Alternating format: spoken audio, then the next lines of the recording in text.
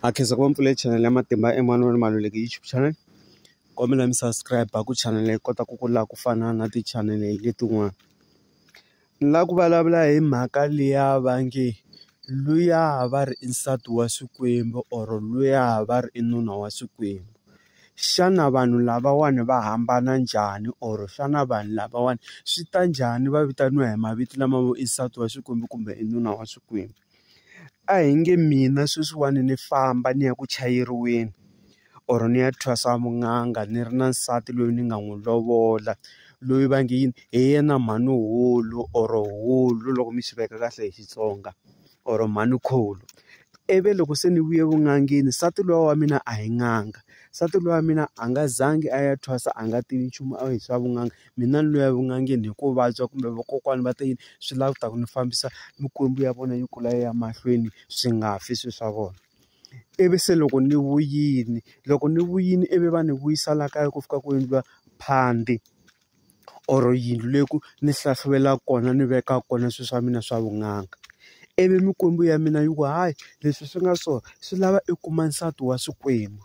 Loko ni kuma nsati wa Xikwembu ni ta tshama hansi na nsati wa mina ni ku hayi ka ta mina tinhlolo tirhi ni fanele ni kuma nsati wa Xikwembu or va le hansi va ni terile emilorhweni va ku ni fanele ni kuma nsati wa Xikwembu. Hi ta vulavula ivi nsati wa mina a ku hayi loko swi ri so papa na pfumela. Ivi ni famba loko ni famba ni ya lava ni ya lava n'wansati kumbe yena i ta famba hi yexe a famba a ya ni lavela n'wansati. N'wansati luya loko a ya ku lovoriweni eka muti luya i ya lovoriwa hi mali ya mikwembu, hi mali leyi mina ni hakerisaka vanhu or mali leyi ni pfunaka vanhu va ni nyikaka yona laha mutini. Na loko ku fikiwa le i fika a byeriwa ku hayi le i ya ka kona le i ya va nuna wa mikwembu kumbe i ya va nsati wa mikwembu.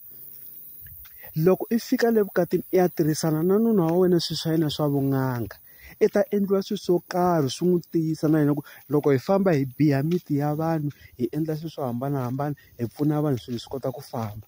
Mara ku fika na lava nge yini loko i ri nsati wa Xikwembu i fanele i tswala swihlangi, swihlangi leswiya swi ya tswariwa mani swi ya tswariwa hi mina na yena. It means se ni ta va ni na vavasati vambirhi. Loko ni famba ni biha miti ni famba ni ya lomu tincomani ni famba ni endla swo hambanahambana swa hi ta famba swin'we hikuva yini ni ta va ni n'wi tiyise hi swilo swo karhi na mikwembu yi ta va yi kha yi swi tiva ku luya hi yena nsati wa Xikwembu. Na n'wanuna swi tano okay nsati wa mina loyi i fambini i ye a thwasa vun'anga ivi a vuya a kaya ivi na yena va ku laveka nuna wa Xikwembu. Nsati wa mina a nge fambi a ya lava wun'wana n'wanuna ku ta famba ku ya laviwa wun'wanyana n'wansati luya i ya a ya lovoriwa hi mali ya mikwembu ya nsati wa mina. And then loko a fika la va ta n'wi byela va ku laha i te tanihi hi nuna wa mikwembu, munhu loyi va ri a ri munhu wa xisati. It means loko i te la tanihi nuna wa mikwembu i n'wansati wa vumbirhi wa papa va la mutini ku papa va la mutini a hi n'anga. It means wena n'wansati ndi wena na mhani va la mutini mi ta tirhisana swin'we swilo swa vun'anga ivi va n'wi tlhavela na yena a tiyisi. Nsati wa mina loko a ya ku biheni ka miti i ta famba na mhani yintsongo yini nsati wa Xikwembu.